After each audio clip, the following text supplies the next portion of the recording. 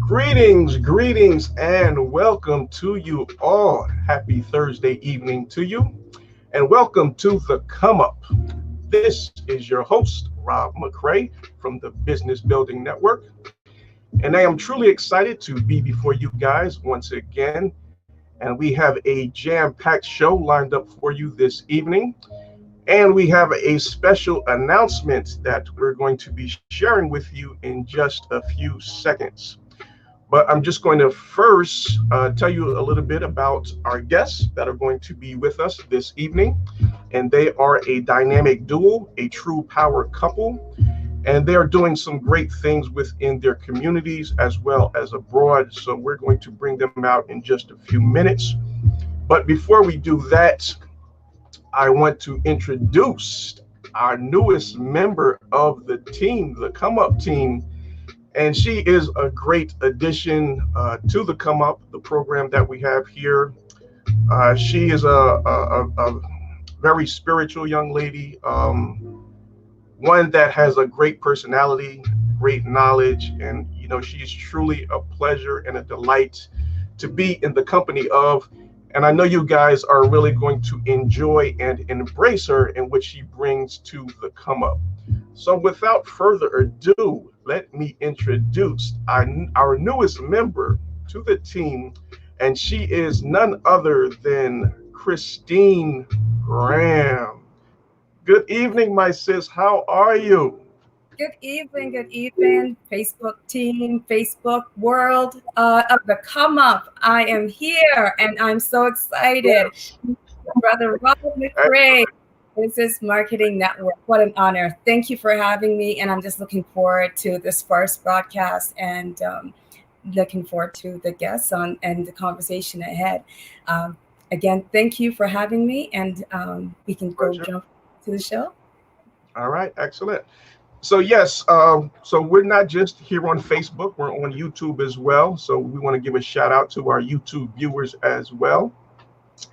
But what I really want to explain to our viewing audience of why Sister Christine is going to be a new addition to the team.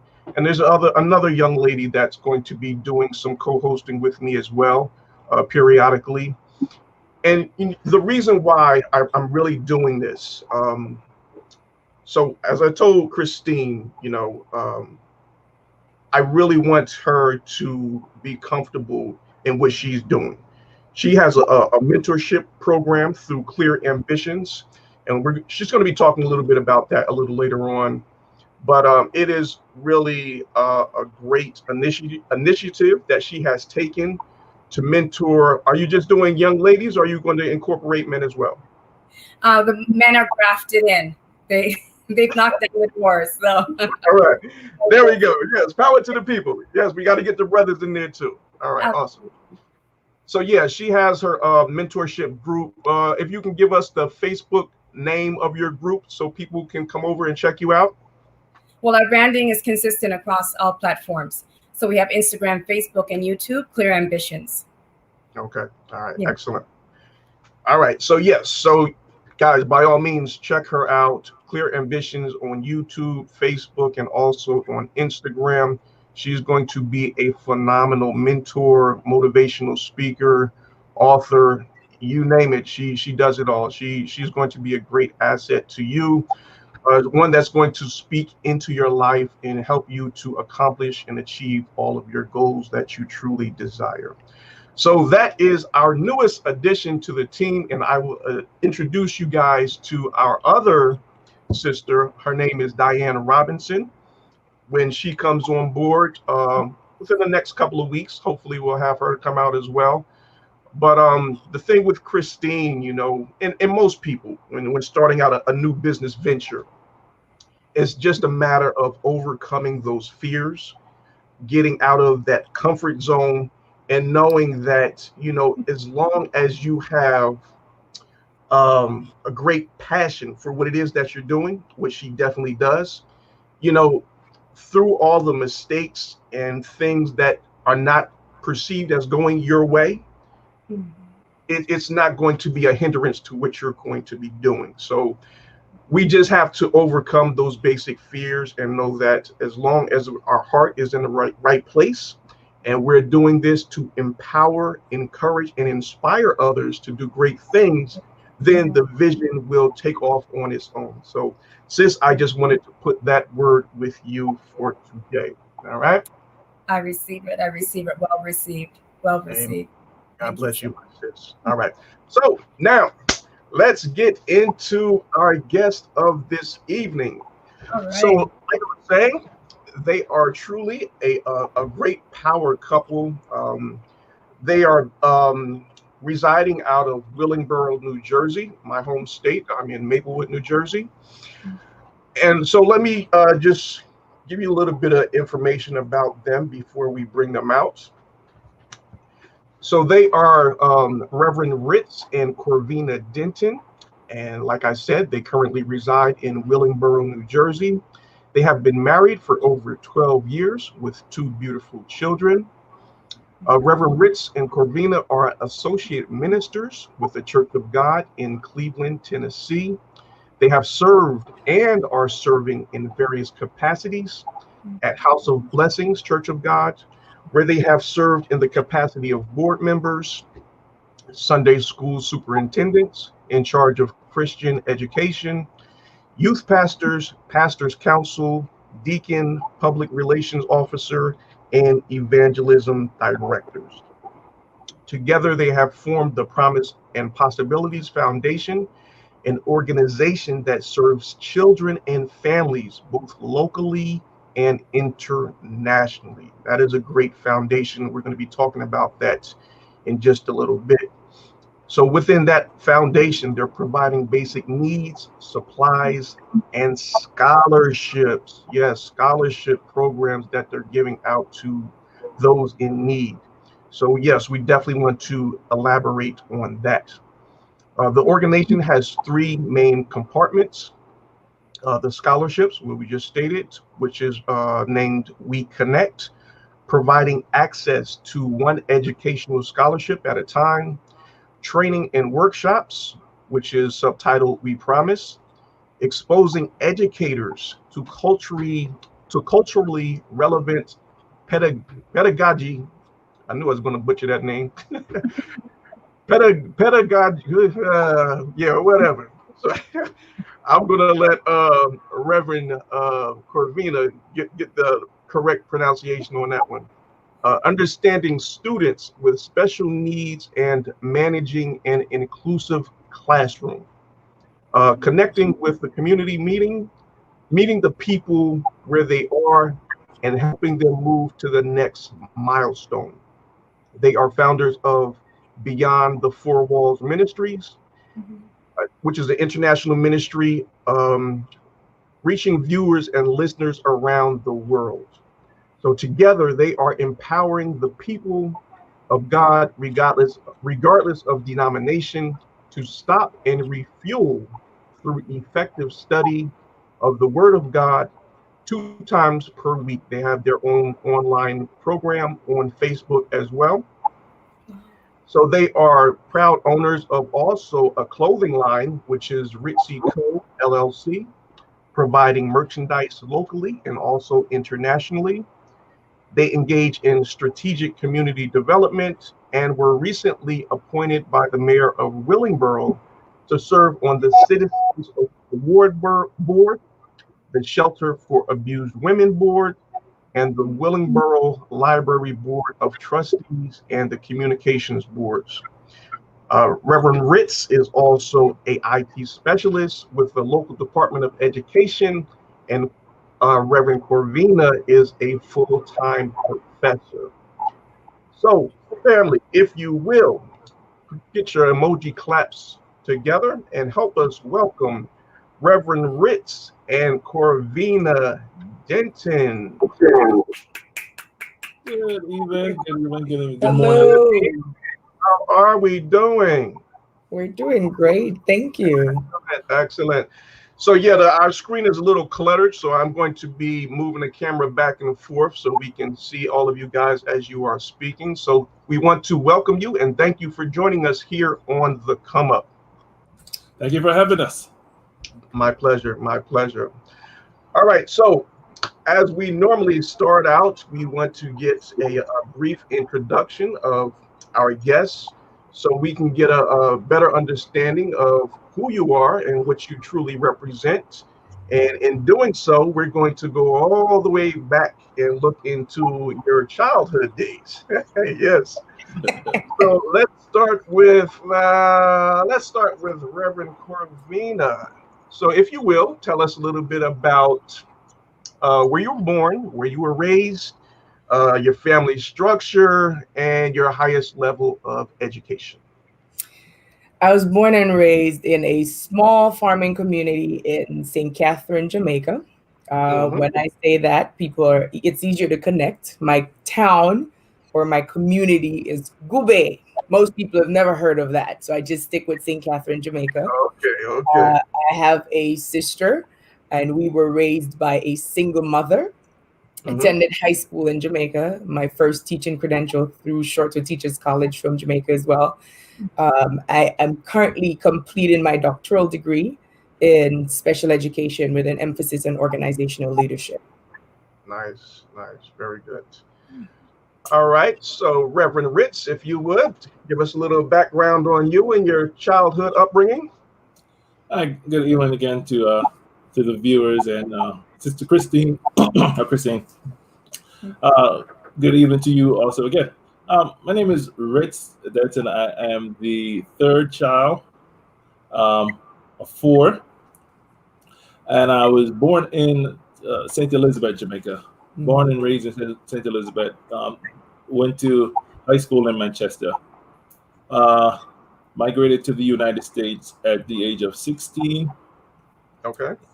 15, 16, and did finished most of my schooling here. I was born to a family.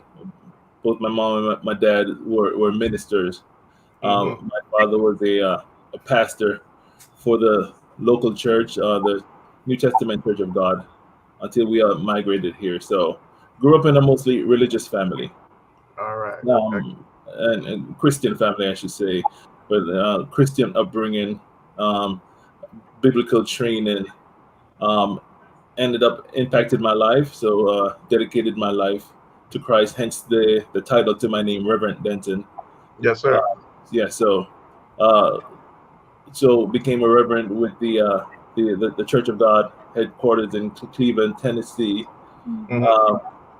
Currently, still studying in school. Yeah, that don't stop. Yes, continuing my education. Seeking a degree in computer science this time. Oh wow! All right, excellent. All right. So, Reverend Corvena, when did you migrate to the U.S.? At what age?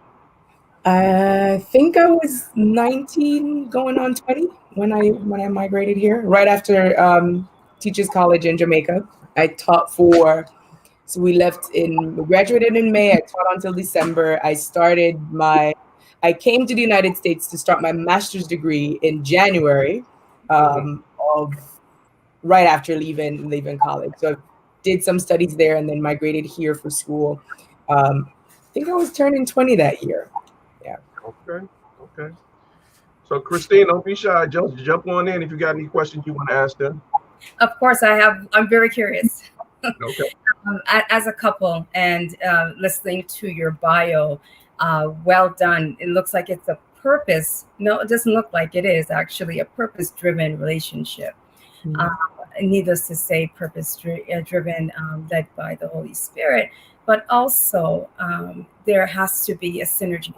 So that being said, I'm just going to step a little bit outside the box and speak about Reverend Corvena and Reverend Ritz.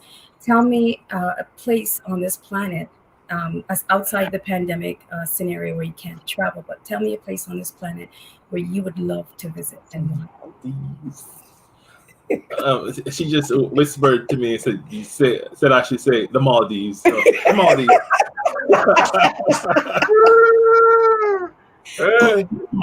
Yes, but but in all honesty, yes, that would be someplace we would like to visit. Any anywhere what's that The ocean. east of us Yeah. That has a nice ocean. We both love the ocean. Yeah. As a matter of fact, my favorite place is when we visited at one hotel in Jamaica, and we were right up against the beach, and I'm telling you, it just made my day just hearing the waves splash up against the concrete. Nothing better than that, I tell you. Yeah, so anywhere there's a beach, we both love to travel. Yes. So this is a hard year. Yeah, this is a hard year for us. This is the first year we've ever not left the United States or left our states. Left our states. Yeah. Right. Yeah. Okay, so anywhere there's an ocean, would you consider going to the Arctic? Would you visit that ocean before? The one ocean, right? There's no maybe we should say this. Anywhere there's a beach. A tropical beach. Yeah, exactly. Not the ice beach. And the reason why I asked, not icebergs running around. It's beautiful to look at, of course, but I'm thinking in regards to just the agenda that you have on a day-to-day basis and a family. I believe there's two clones, two babies. Is it a boy and a girl? Yes. Yeah, more like this one. Look a lot like him. Okay. We have Morgan, who is 10, going on 100, and Ethan. He said he's 5. He can hear us, so he's making sure that we get his age correct. I'm 5. Sure, he's 5. Okay. All right. So you have a family. You have careers, prospectively full-time careers, and you have full-time ministries with an S. So and then you've just said you actually find time to travel. Yes. Oh, okay. So a few years ago, Sister Christine, we decided that we were going to do what we call marriage maintenance, because we realized we were like on this wheel going, and we were becoming passing ships. Like we were good at bedtime and downtime was very limited. And so we decided that whatever we do every year by October, we knew where we were going the next year. And that would be no shorter than at least 2 weeks. So we get 1 week to unwind, and then the other week where we would essentially just do some family time. Yeah. So, we take at least 3 weeks a year because we take 2 weeks with the family, and then 1 week it's just us. We just go to our regular stomping ground in Florida. And it's just us. No kids. Go wrong with Florida. That's important, and it's important for one who's online listening. As far as a lot of people shy away from responsibilities, especially when it comes to giving back to communities inside and outside of ministry, and that's because of the time, right? And we've just heard about the importance of balance and the examples of balance. So I think that's absolutely awesome and encouraging. That there's actually, you're human. So aside from all the capes that you wear, you actually, you really take the time to rejuvenate. So you're not empty vessels. You're filled in that way. You can give back. Yes. We believe that we'll be more effective if we first take care of ourselves. Yeah. If we first strengthen ourselves. And we've proven that to be the case, that when we're strong, then we're strong to help others. Amen. Absolutely. So where did you guys meet? We met in the beautiful Garden State, New Jersey. The first time I saw her, she came to my house. I did. I met his twin sister in New York. I was studying at the time. She came to New York to conduct business, and we met. And she invited me to New Jersey. I was an international student, and a part of what I missed the most was a Jamaican family, home cooked, kind of just being around a Jamaican church. I started making connections in New York, but it was still pretty new. And I met her in New York. And surprisingly, one of the things she said the first time we met was, "My brother is going to love you." and we're here 12 years later. So I guess she was right. Yeah, the first time she was right. First time? You know you're gonna hear about that one. I'm gonna hear about this. I know. Yeah. Making notes. Okay, so yeah, she had the prophetic vision on that then, huh? Yes. Yeah. So I met her when she came to visit. We started off slow, and by slow I mean like the first 2 weeks were slow, and then from there we just ramped up gear. We were married. We were married in what, 6 months or so? 8 months we were married. Yeah, okay, all right. So yeah, there was definitely some good chemistry there. Yeah. Yes. All right, excellent. Okay. All right, so now, Ritz, we understand that you were, into ministry pretty much all of your life. Yes. But how about you, Reverend Corvena? When did you really get into ministry? I would serve. So I've always been a servant at heart. We used to joke about the fact that I've served in every ministry, including men's ministry, which I was the honorary member, kind of making sure that they had everything going on. But in terms of pulpit ministry, that was never something I thought I never had anybody really prophesied over my life to say this is something you were going to do until I met my husband. And we've always said it's so important that you pay attention to who your spouse is, because that person will make or break where you're going with your future. And for me, that's when ministry kind of started becoming more than just going to church, more than teaching the Sunday school, more than singing praise and worship, but really looking at what can I do to become an effective part of this particular institution in which I serve. Okay, awesome. All right, so what makes your ministry different from everybody else? Which one? Beyond the Four Walls? Yes. Okay. Oh, we started off. It was unique at the time, even though because of Corona, it became so popular. But we were one of the first ministry that I know of, so to speak, who just went totally virtual. We didn't have a building. No kind of structure as far as having a building to worship, brick and mortar. So it was just totally online. Started off with prayer, and then evolved from there. So, in a sense, I believe that the Holy Spirit was leading us in a direction of things that was supposed to come to pass. Amen. And as we could clearly see now, this seems to be the direction that the church is going to be going in, and we've proven that it's indeed successful. It's useful. And also and it's necessary, and also you could do an audience just as you would, and even more than you would with people coming into a brick and mortar building. Yeah, I regarding ministry, I just want to say it's so important to also be able to listen to God, because 4 years ago, my son's now 5, and I always use that as our benchmark.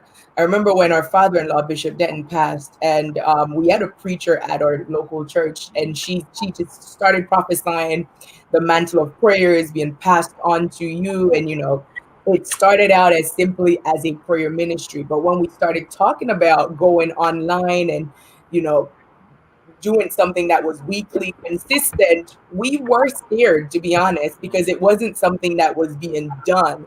People were used to going into church, and if you were doing anything that looked like church online, then that was considered borderline rebellion, because you're going against what the norm is. And so it's so important that when God gives you something, it might not look like anything else around you, but you have to know that God gave you something that is uniquely yours. And even if it's different in the moment, you're willing to stand by that no matter what. Yes. And now you look at the pandemic, and everybody is forced to have an online service. So you already had the vision. So that is awesome. That's awesome. And so when did the vision start?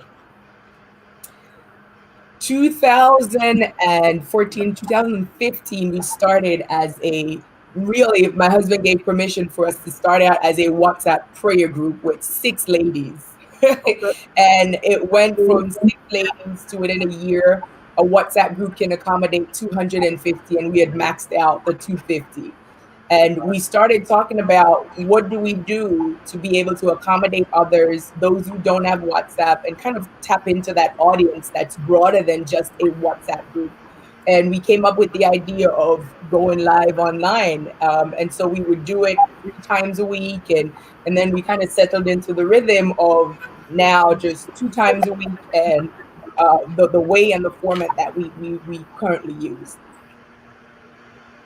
All right. And what 2 days are that? Monday and Wednesday night. 10 p.m.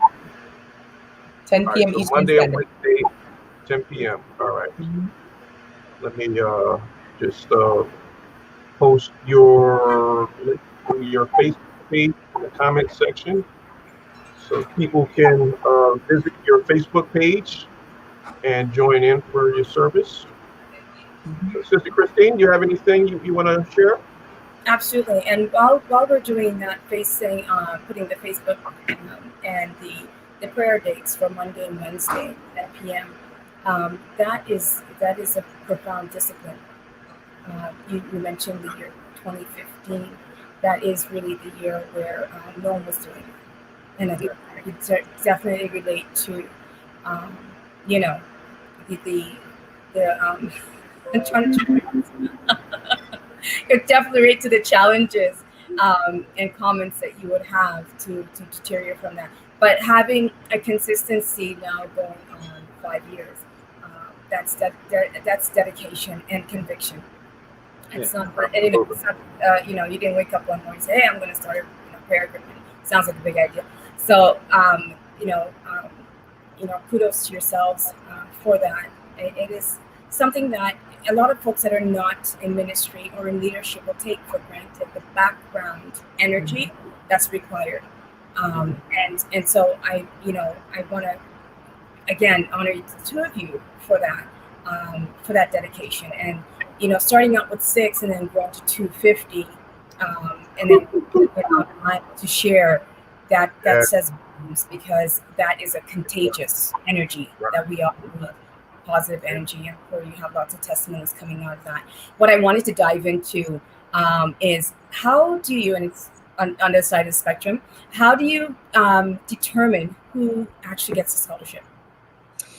So the Scholarship Foundation was a lot happened in 2015. We lost Dad, Bishop Denton, in 2014, and it just created a revolutionary spin of how do we honor him? How do we continue to move his legacy forward? So beyond the 4 walls, Dad would be the one to, if you had an idea and you prayed about it and you went to Dad and you say, this is what we would like to do, he is going to take out the most, think of the largest fan you can think of and fan that flame. And so when he passed, it was like, we lost everything.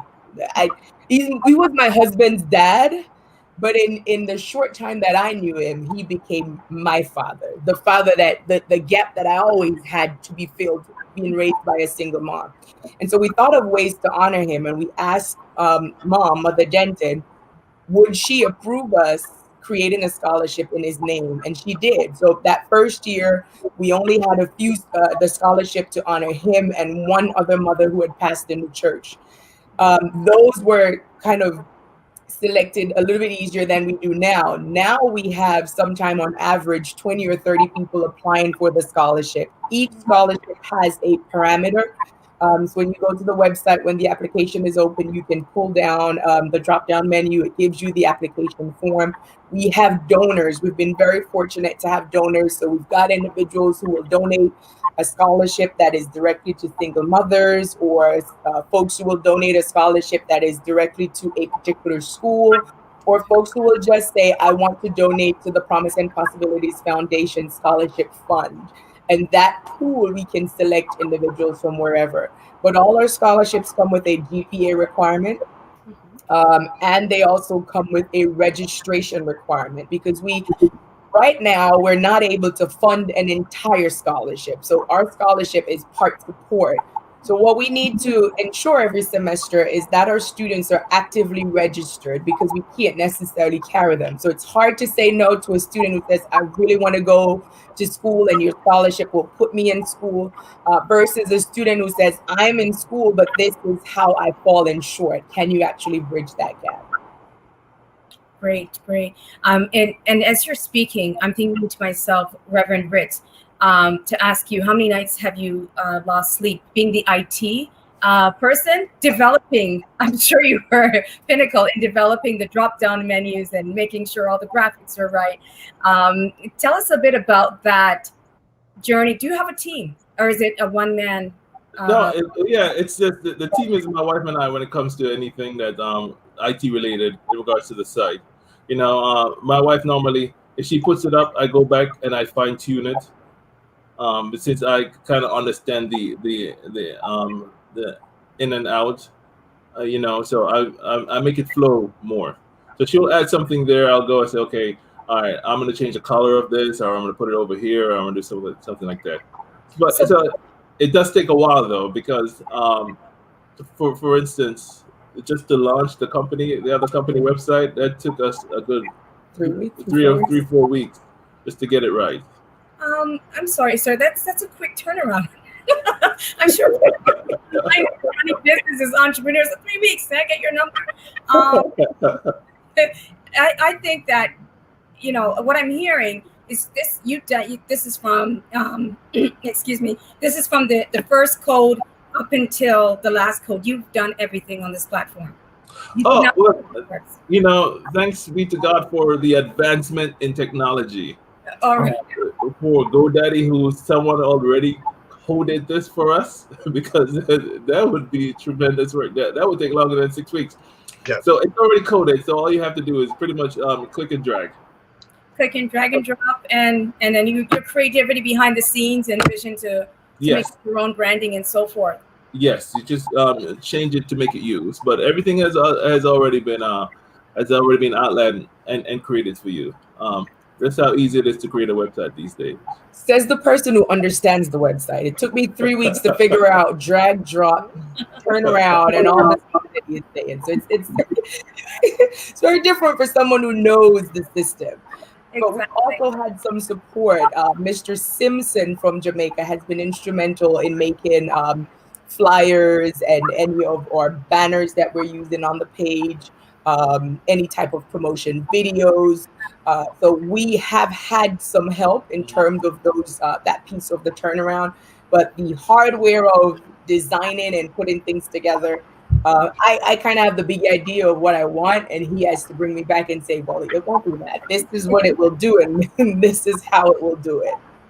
Awesome. I can see the beginning we talked about having a purpose-driven couple, yourself being dynamic to it, and everything that you've spoken about thus far. The time you've been online have been purpose-driven, including your vacations. Right? Scheduled and purpose-driven. It's almost October. I'm looking at it. Says it just says 1,000 words and words, and I'm looking at the full room, the smiles on the faces. Are you looking at scholarships within a certain demographic or a certain geography, or is it what is your So I want to read you exactly our list of what we've done so far in terms of scholarship. We don't discriminate at all. Wherever you are, we will provide the scholarship. The only thing we always explain to students is that depending on where you are, the scholarship may mean more. So for example, someone who receives a 450 scholarship in Jamaica, that might be a quarter of their tuition. Or depending on what institution they're at, that might be an entire tuition. Versus someone here who receives the same award, that might only be a payment on your plan. So far, we aren't at the stage yet where we can completely cover a tuition. One of our board members at our last meeting, so that's the other thing we have to emphasize. For the foundation, we do have a board. You see us as a face, but we have a dedicated board that has been there with us since day one, voluntarily, coming to our meetings 4 times a year. And we also have a team for the nonprofit. So for the Beyond the Four Walls, we see a lot of stuff with my husband and I, but for the nonprofit, we do have tremendous support from our various teams and our various boards. They'll come in whenever we have donations to be sorted and packed. You'll see some of those in the photos on the site. We'll pack barrels at a time. We'll unload containers. They'll fundraise. We could not have done Promise and Possibilities without our board or our team, locally or internationally. Wow. The photo that's on your screen right now, it's one of our team member in Jamaica. She was at the time, she was presenting the scholarship to the scholars at Titchfield High School. Okay. All right. So that gives us an awesome picture and motivation to donate and actually contact. Mm-hmm. It's awesome initiative because when you look at fundraisers, there's many fundraisers and many reasons to give to many organizations, and all have their own purpose, so to speak. So in this platform, and coming from a man of God that actually, like you said, fanned the flames of ideas that came to him, actually springboarding and actually helping folks to birth their ideas. This purposeful platform here, in his honor, every year we must say that when you have they're walking across the stage and so forth. I'm not sure if his wife is still with us, but she must be very proud to know that the family has honored this man of God in such a way. Bishop Denton, I think that it's a worthy cause for myself personally. I'm interested in how to help and how to perpetuate and fan these flames for the children and for the donation, because it's not it's not a for-profit. It's definitely for the future and for the promise of little ones. Yeah. And that lends to, you probably have hundreds of volunteers. Anyone would be excited about how the story of how it began, the reason why it began, flowing into now the growth of it. So I'm excited about that in that sense. Now you have the full-time ministry Beyond the Walls, right? You have, did I get that right? Beyond the Four Walls? Mm-hmm. You have the full-time ministry, full-time, again, careers, which we didn't even scratch a surface on yet. Full-time mom and dad, yeah? And spiritual moms and dads, I'm sure, at this point. Yes. Yeah. So you have,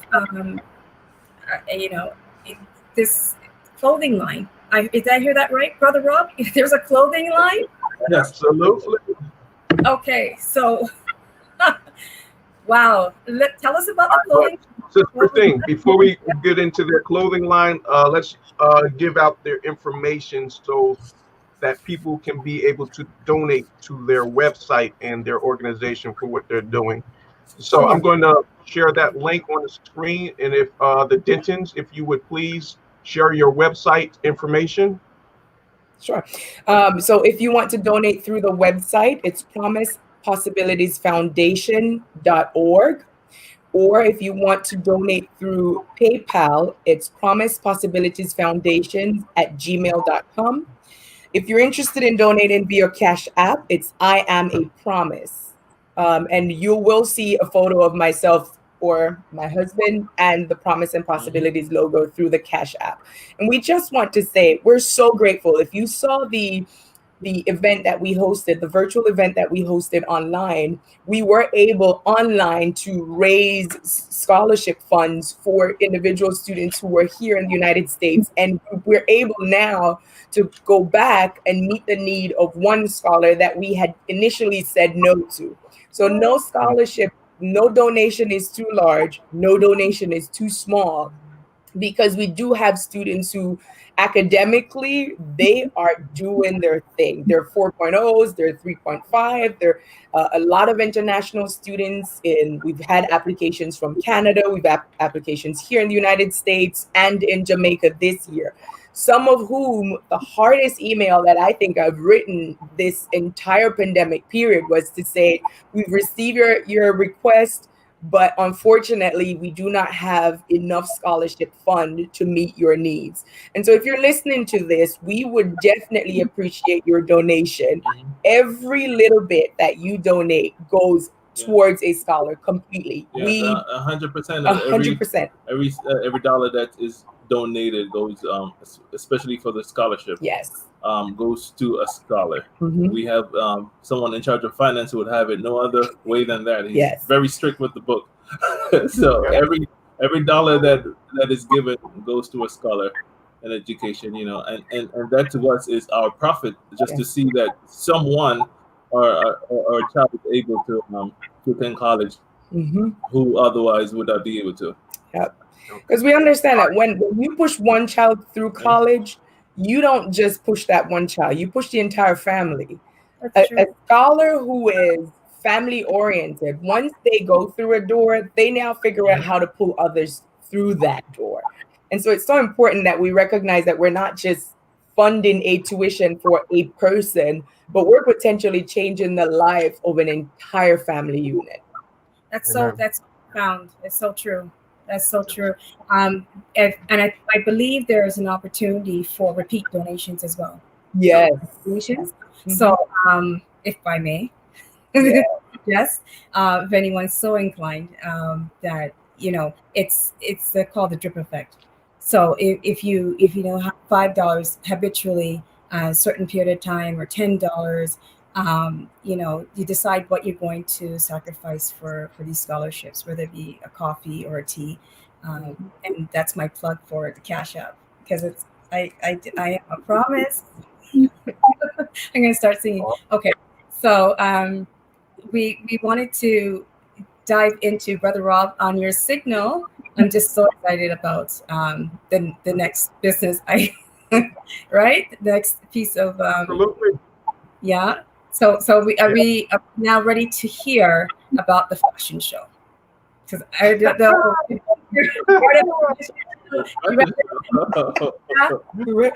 a great idea. Yes, I think we are a while away from the fashion show, because we're still in the building process of building our brand.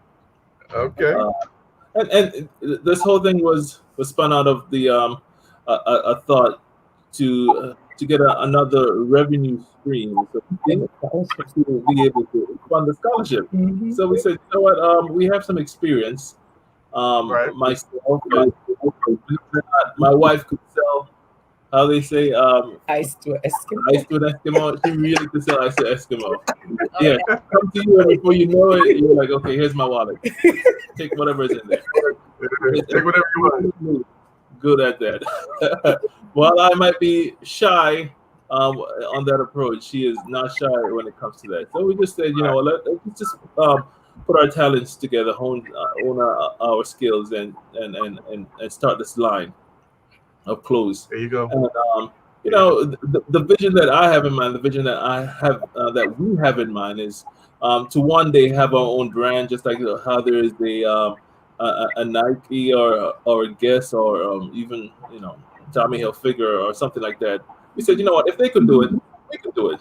So that's why we have taken this venture, because we believe that, you know, we are children of God, and it is ours for the taking. You know, whatever the Bible promises us that wherever we place our feet, you know, that the Lord God will give it to us. So we just believe that we're going to step out by faith, and one day this is going to be something big, and you know, we're going to get the opportunity to fund scholarship to Harvard. Yes. I believe that. There you go. Sending you know, one of our Jamaican brothers or sisters to Harvard. So, you know, that is what we hope to do, and that is where this vision came from. I had a background in retail. Okay. So yes, in my much younger days, I worked for a clothing company, and I managed stores, and I managed, as a matter of fact, I managed, you know, I was regional. I managed a few stores. So I just use that experience that I have, and also the experience in IT, that I love so much. I put those experiences together to develop this site and hopefully this brand one day. So this is actually live. It is live. And the part of it that excites me the most, Sister Christine, was when he said, well, if we make this amount and we are able to donate 10%, then this is what it would equate for scholarships. I'm like, what are we selling? And how do I help you? Okay. Right. You got your plan in there. I'm looking at this and I'm thinking, when did you go live? We went live July 10th. That's in June. I think we went live for his birthday. One of our birthdays, so it's sometime in July. It's July 10th, your birthday? July is 11. He's 11, and I'm the 17th. So it was one of our birthdays, somewhere in there. Well, that's so sweet. Okay, so it was your anniversary month, your birthday month. We have a whole family of July. My daughter is the 4th. Our daughter is the 4th. Ethan just somewhere along the line missed the whole July memo and ended up in December. I don't know how that happened. We got too excited. You know what? I'm thinking, and in regards to the branding, I guess the essence behind this, people will get behind what they believe. Yeah. Wearing a brand nowadays is actually a statement just beyond just how much I paid for it, but what it stands for. Yeah. So I think, if I may, we're Christians, and we want to keep, even though some of the clothes might depict something else, we do want to keep the religious aspect in our merchandise. In our company, we believe in prayer, we believe in faith, but we also believe that people have a right to dress the way that makes them feel comfortable, and we want to provide that service for them also. But just keeping it still in the word I'm looking for, in a religious mindset. Still keeping it modest. Keeping it modest. Yeah, that's the word. That was a conversation. Like, we went back and forth when we launched the website. Should we consider adding intimate apparel? And for my husband, it was absolutely. Saved and unsaved folks wear intimate apparel. And for me, it was, I don't know how that's going to be received by the church community. But a part of what we learned quickly with our research, when you're doing business, you can't just target only a certain group. If you want to be successful in what you do, you have to target the wider mindset. So you'll see that our company carries our own brand, stuff that we have actually designed and have manufactured, or Bible covers, or pens, or Jamaica sandals. And it also has on there products that are not necessarily our own creation, but stuff that we're carrying that were pre-designed for us. Yes. I think that's very savvy when it comes to looking at it in the product. You are entrepreneurs. You're into your point, business. So if you're selling a hamburger, you're going to be selling a hamburger. You're not going to ask the person's name, rank, religion, DNA, so to speak. The purpose is they want tasty, juicy hamburger and all the toppings as well. So the options is that you have Beyond Meat, as we have Beyond Four Walls. There's you don't have Tim Hortons there in the U.S. I'm in Canada, by the way, hailing from Toronto, the Greater Toronto area. So we have a coffee shop here that's the competitor to Starbucks. It's Tim Hortons. And Tim Hortons has this product called Beyond Meat. So you can go and get a sausage that's plant-based, right? So likewise, you go into the Denton's clothing line, and you can get the clothing that anyone can purchase. So discrimination, again, is not there, but the purpose behind it is there. And I think the purpose behind it is what's going to... Yeah, and I want to also say this too, sis, that whatever you see on the site is something that we would probably wear. Now, I wouldn't wear it outside. That would be the inside marriage maintenance moment type of wear for us. Okay. But I can't necessarily tell the person who buy it that you shouldn't, you have to wear this inside. So it's about who you are. How you choose to wear it is, we don't have control of that once it leaves our warehouse. And that's why we came up with the slogan, embrace your style. Embrace your style. Embrace your style. Yeah. You guys have an awesome style. I'm looking forward to the fashion show, honestly. You're pushing that, sis. All right, yeah. It's gonna happen. It's definitely gonna happen. We'll make it into existence. And let you know this too. For those of you who are watching and thinking, do they ship international? Yes, we did ship our first merchandise to Canada, so we do ship international. We have a lot of locals who have supported us. We offer pickup options to those who are closer and those who know us personally and would go on the site and say, I'm just going to purchase something and pick it up from you. We also offer bulk, so we do have customers also who will buy in bulk, and we provide that service as well. The idea behind this really is, at some point, we will no longer have to fundraise for Promise and Possibilities. We will just be hosting an annual scholarship gala. Yes, and even if we fundraise, we won't be 100% dependent on fundraising. We'll have a steady revenue stream coming in where we know for sure that we'll be able to provide money for people to go to school. Because in this COVID season, we see where we weren't able to provide half the scholarship that we wanted to. Yeah, and that's a huge motivation, not to have to write those emails, because just hearing about it, it's hard. It was hard. I wrote the email, I saved it as draft, and I had to wait a couple of days to just hope that, did I say it soft enough? Did I convey the point correctly? Just because I know what it is like. I was an international student. I went all the way through grad school on scholarship. I know what it's like to back up into the semester and you still owe on last semester. I know the conversations go into the bursar and saying, listen, tomorrow is the beginning of class and I know my bill is $7,000, but all I have is $5,000. Like, what can you do? And she'll say, well, you've got 30 days or they're going to drop you. I know that conversation. That was a real conversation for me. So we know what it feels like to want to have that door open and not be able to go through it because of a financial barrier. And in this time where education is such a focus, and it's such a need, if you want to be successful in life, if you want to have a great career, you're going to need to get the education. Yeah. And the fact that it's not so readily available to the masses, is concerning to us. So anything that we could do to make it an easier access, because I'm still paying for degrees I took years ago. Still paying for those. That's right. And thanks be to God, I'm not, this time around is a little bit more easier for me, but still, imagine those who don't have the opportunity I have, or, have a career yet that I have to sustain them. It's a huge financial burden. Colleges in the United States, it's one semester could run you up to $50,000 for room and board. So anything that we could do to help. Yeah.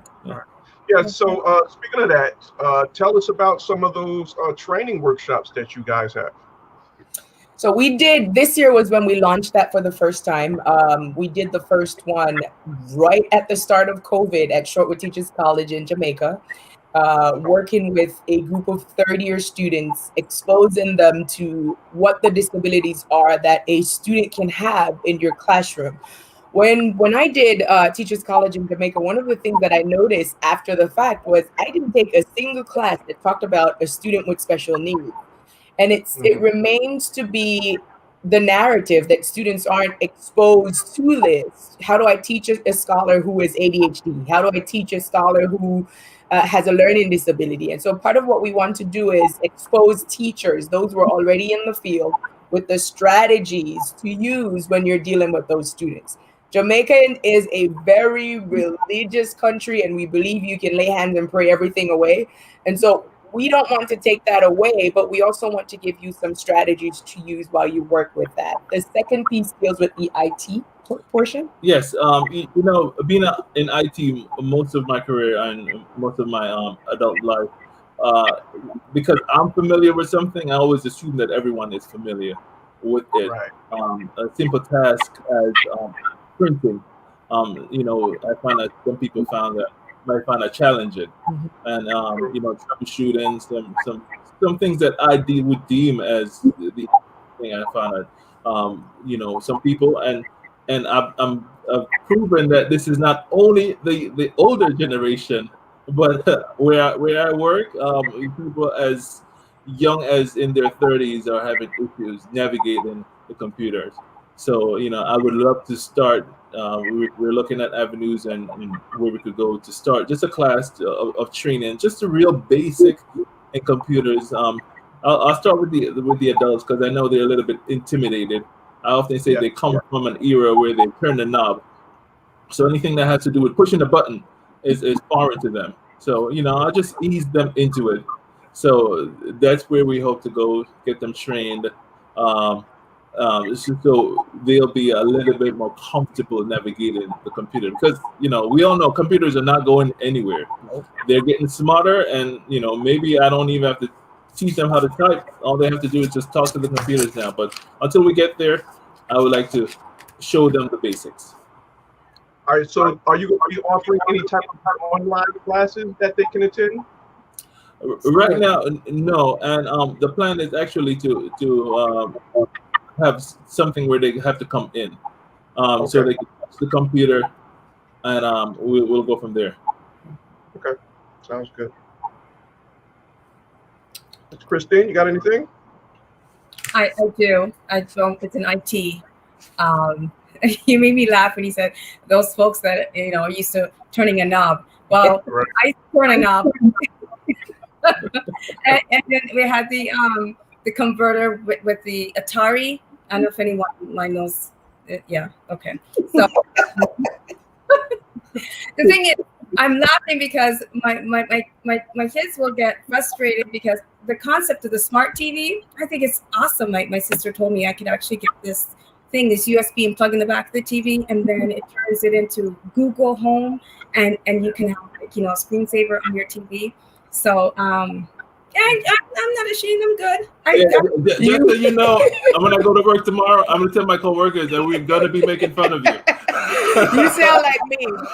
We're at the stage where he talks to the house and tells the house to arm the house. And the running joke is one day the house is going to say, "I'm not letting you out." Yeah, my house is gonna come self-aware. It is going to become self-aware and say, "The Dentons today, you're not allowed out the house." Wow. He is very tech savvy.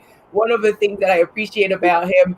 Now I'm starting to like being able to say, "Turn off TV, turn off," and so you don't have to get up anymore, or turn the lights off. It's useful after a while, and it can be a scary place if you're not accustomed. I was like you. I didn't want my TV to do that much. He is on the opposite end. He wants the TV to do everything it can do. I think it's great once you get into a situation where I love sci-fi. So from the days of flip phones. Oh, yeah, Star Trek. Yeah. Okay. So we'll talk. I'm a tricky. I'm like so when you think of technology of the smart homes, someone thought about it years ago. Someone was living it years ago, but then coming into mainstream, they figure, well, we're ready for it. And so there's a lot to say about forward thinking. In technology, forward thinking and just looking at you as a couple, and forward thinking in ministry is what I see. If the both of you, 2015, it's 5 years ago, but it's a long time ago because so much has changed. So much has changed in 5 years, especially in ministry, and I've heard that more is to come when it comes to change, and not necessarily from yourselves as the dynamic duo of the Dentons, but just on a whole, the paradigm shift. As we look at how we connect to God and how we connect to each other, and the reasons why we do so. So I am just really honored and excited to be the co-host of this show, my first time co-hosting. And doing a wonderful job. Yes. Oh, thank you. Thank you. And I'm thinking to myself, for the different avenues and different spectrums of the audiences that we reach, Facebook, YouTube, and so forth, I just hope and pray that there is someone that's inspired, seeing the both of you sit and actually have a path together. It's a team. So there's no I in team. And definitely throughout the conversation, I haven't heard one I from the both of you. So That's true. True. Yeah. Sister Christine, we always say we learn to ride the waves together. My husband is naturally very calm, very reserved. I'll walk in a room and I'm the social butterfly, bubbly, and he'll get out the room and he knows everything that happened because he's sad and he'll just observe. And so we were too different in terms of personality, but we had to learn. I had to learn what his likes were and what his dislikes were, and he had to figure out my way, what I like, and then become one unit. And sometimes what we often talk about is the fact that people aren't always honest about how much work you have to put into marriage maintenance to make sure that it's working, especially when you do all the stuff that we do. You know, I'm fortunate that I have a long summer break. I'm out in May. I don't go back until September. So I do have a little bit of flexibility than others, but making sure that you know your partner, it's you and your partner, making sure that you make time for your partner. It's making sure that you communicate, because that's a big one. Especially when you've got a lot of moving pieces, be willing to just put it all down and say, tonight, it's just the moving is just us. Everything else is stable, not moving. Mm-hmm. So let me ask you guys this: who's the perfectionist? Okay, let's see. I think you already know the answer to that. What do you think, Christine? Well, either way, it could go either way, because if you are a programmer, it goes with the territory. Well, I'm not a programmer. So, he's hardware. Oh my God! Yeah. Yeah, but you know, my wife, she is a perfectionist. I'm sorry, and really? You know, I get it to work. If I get it to the part where it's at least it's running, you know, I'm like, okay, it's good. And then I look at it and say, how much faster can it go? And he'll say, but it's running. And I'm thinking, well, if it can go faster, then we'll be more effective. And he'll go, but it's running. But you know, I must say it depends, because when it comes to technology, you know, I like to see the technology does what it was designed to do. So I won't stop until it does it's doing what it was designed to do. So I'm a perfectionist when it comes to that. But in other things, I'm like, it's working. I've learned a lot from his method, though, because when I was younger, I would be the one to get heartburns because I wouldn't stop. I wouldn't sleep until I line all the pieces up. And he would say to me, if you go to sleep and wake up tomorrow and do it again, would you still get it done? And so I had to learn when to step away. And I learned a lot of that from him, because he would step away from something that's problematic and revisit, whereas I would sit there and I don't want to move because I want to get it done. Yeah. Whereas he would come in and he'll say, here's a cup of tea and some crackers, and you can look at that again 20 minutes later. Right.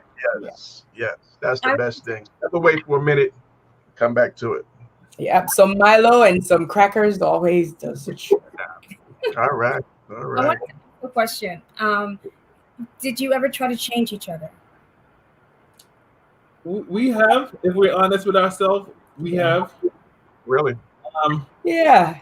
And you know, well, not in a bad way. Not in a bad way. Yeah. Let me just get a little bit in depth with this changing each other. I'll be quick. I believe that in marriage there has to be some openness to change. Because nobody comes into a marriage perfect. And as a matter of fact, when I got married, I was hoping that I would find someone who brings out the best in me. So in order to bring out the best in me, there's certain things that I know that I need to change. But sometimes you have what people consider is a core you, some values that that defines who you are, not only as a person, but also as a leader in the church, as a leader in the community. These values define who you are, and those at times, if they're challenged or someone wants to change it, then you tend to say, okay, you know what, you're changing who I am. This is what people love about me. This is what people admire about me. This is what set me apart from people, from other people. So those things, when they are challenged and they change it, it's gonna have some friction to it. But in the terms of the mundane things, we should be willing to change. Like, I like to go to sleep with the TV on, but it keeps my wife up. So I've learned to go to sleep without the TV. It's the hardest thing I've ever done in my life. I feel your pain, brother. I feel your pain. Why do you need to listen to the TV to fall asleep? You listen to the TV, you're processing all the information that you're getting in. Your brain never shuts down. Yes, but in terms of those things, change. I know that I could be a procrastinator at times, and my wife is on my heel to get things done, and that has worked out beautifully for me, for my benefit. To have her on me all the time to get things done. So in terms of those things, yes, I don't mind changing, but when the argument comes up, okay, to change who I am or the values that raised me, we have friction there. Right. And it's so important also to realize that because when we got married, Ritz was raised in a house with a mom and a dad. I was raised in a house with a dad, with a mom, no dad. So the idea of having a man tell me what to do, our first few years were kind of me learning and gauging, and he would say something, and now I look back and I'm like, maybe he didn't shout, but you just elevated your voice a little bit too much. And he would say to me, but a female just said that to you and you did. But I had to learn that I now have a male figure in my life that's not going to go anywhere, who now has the ability to tell me when I've crossed the line, when I need to calm down, what I need to. So as we learn, now he'll say something and I'll just I'll just tell a quick story. I was teaching her how to drive, and we were on the highway, and she was in the left lane, we exit right. With left lane making a right turn. And she was exiting from the left lane. And I'm like, wait. She goes, don't yell at me. I have to yell. I'm about to die. I will never forget that. I'm in the left lane making a right turn into oncoming traffic. On the highway.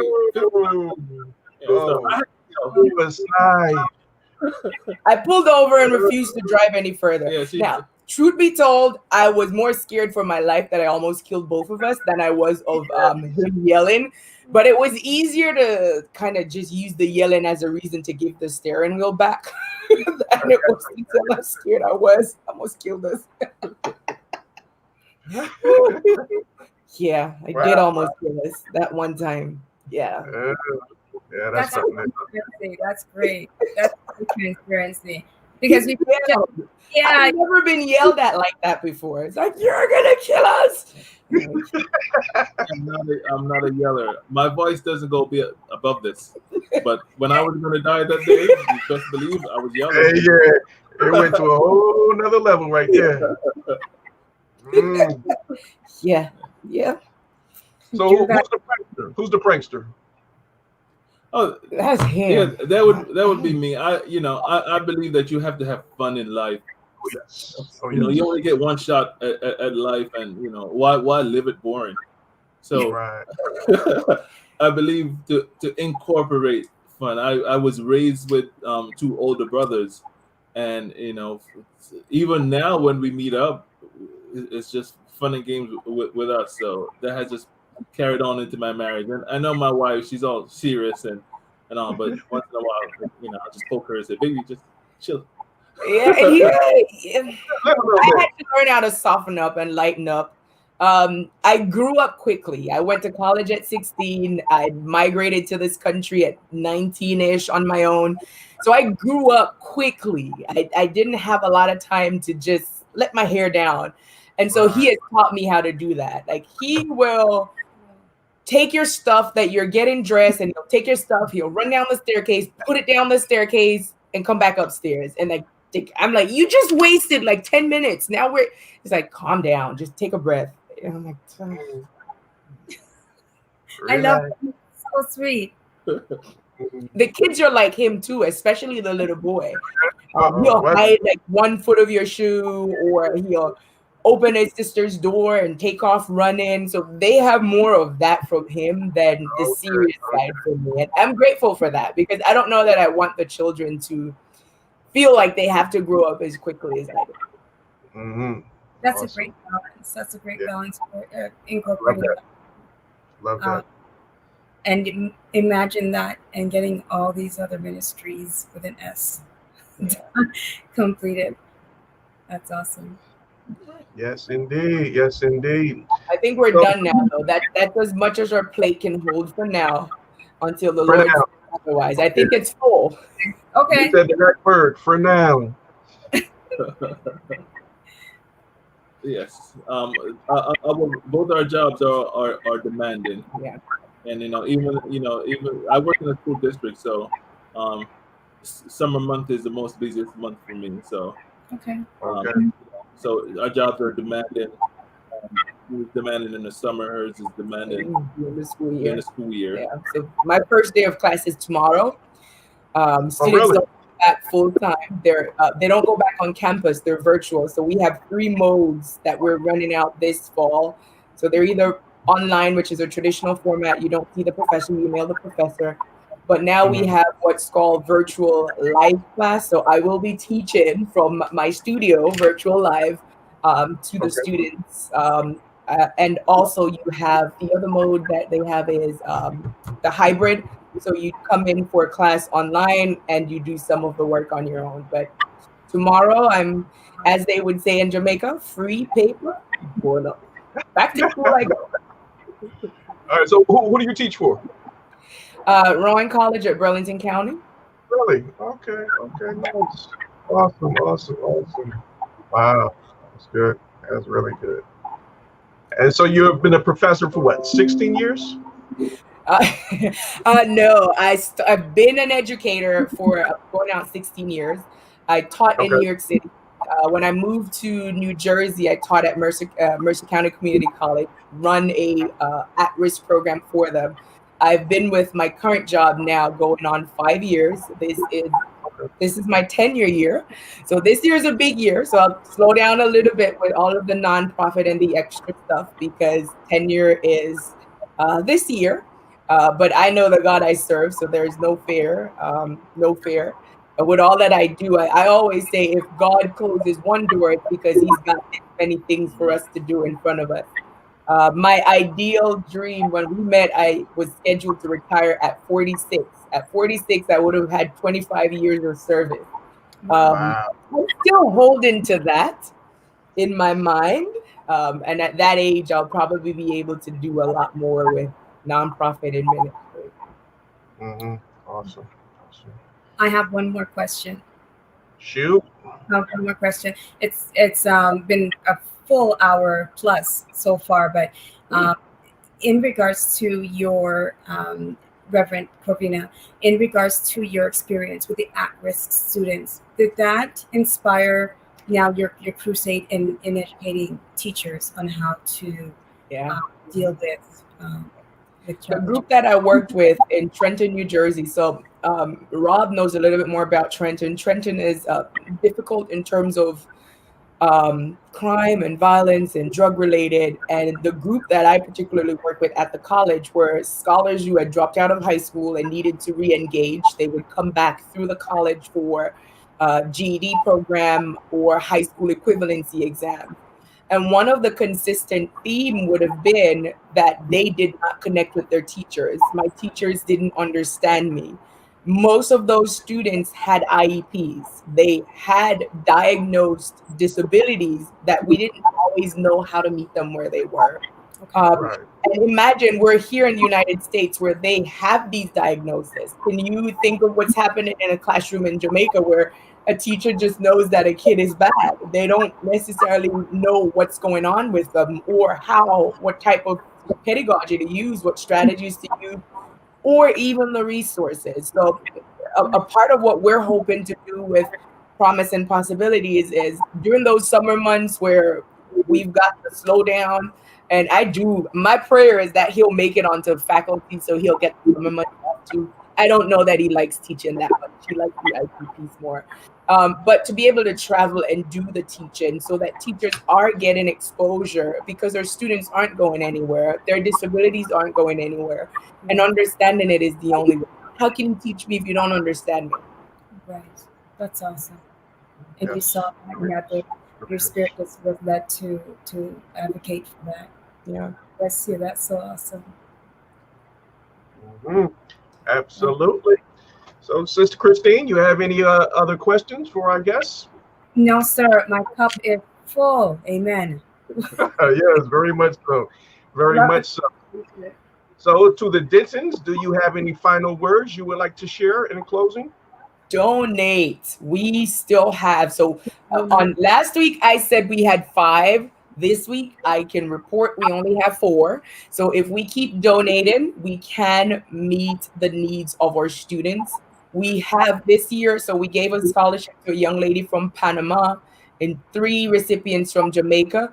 And we're getting ready to notify 1 recipient from Canada. We would like to be able to send notification to all 4 recipients that are waiting. If you donate, every dollar that you donate to our scholarship program goes directly to a student who is already enrolled in a tertiary institution working on some type of credentialing program that will open doors for them and for their families. So please consider donating. PromiseandPossibilitiesFoundation.org, through PayPal at PromiseandPossibilitiesFoundations@gmail.com, Cash App, I am a promise, $ I am a promise. We would greatly appreciate it. And just leave a word of encouragement to your viewers, especially the up and coming entrepreneurs, just to encourage them that there's no such thing as impossible. I'm huge into aviation also, and the Wright brothers, who were the first to have powered flight, they were told that it would never happen, and now we see the effect of their venture, where we're now traveling at light speed. So I just encourage everyone who you're starting a business or you're planning to start a business, you start a non-profit organization, anything that you're planning to do, just go ahead and just do it. There's no such thing as I can't or I won't. Right. Or no need to fear. Don't worry about failure. Yeah, don't worry about failure. Just start again. Go ahead and start what God has rested upon you. Because we believe that our gifts and our talents are given to us by God. So if He gives it to you and you plan to use it in service to Him, He will in turn bless you, and He will bless it, and He will equip you, and importantly, He will sustain you. So never give up on your hope, never give up on your dreams. Just do it. We are an example of persevering. It's something that we learn as a couple, just to keep on going. Failure has crippled a lot of people. Fear has crippled a lot of people, and it's just a part of life. And if you examine those who come before, those successful businessmen, they hit walls before, but they more just failures than success. Yeah, but they just kept on going. So I encourage your audience that you can do it. You can be successful. The earth is the Lord's and the fullness thereof. The earth and they that dwell therein. So we believe in you, and we are praying for you. God bless you. Well said, brother. Thank you for that word. Yes, indeed. We receive that. Yes, Yes, folks. So to the Dentons, please stay on board once we close out this live in the next couple of minutes. Please stay on. We're going to talk a little bit behind the scenes, if you will. All right. Sure. So yes, family, we're going to wrap things up for this evening, but it has truly been an honor and a pleasure to be before you and have our guests share some of their thoughts and experiences and the wonderful things that they are doing within their communities and abroad. So I'm just going to encourage you guys to join our Facebook group, which is the Come Up Experience. I'm sorry I don't have the link with me right now, but I will be sharing that after the live is done. If you guys want to come back and just click on the link to join, but if not, just type in the Come Up Experience, and that will take you over to our Facebook group, which is a group of various entrepreneurs that will be more than willing to share their tips and strategies with you. For those of you that aspire to have your own business, or those that have a business, but you just need some more tips and guidance in taking your business to that next level. So the Dentons, I'm going to ask you guys to also be a part of that group. I'm going to send you an invitation link to that as well. And we're going to talk a little bit more behind the scenes. So once again, I just want to thank each and every one of you for joining us here live on the Come Up. We are live every Thursday at 6 p.m. Eastern Time. So I encourage each and every one of you to come out and join us every Thursday here on my Facebook and YouTube channel. So on behalf of the Dentons and our newly appointed co-host, Christine Graham, this is Rob McCray for the Business Building Network. Thanking you all for joining us, and I look forward to seeing you on the next go-round. God bless and take care.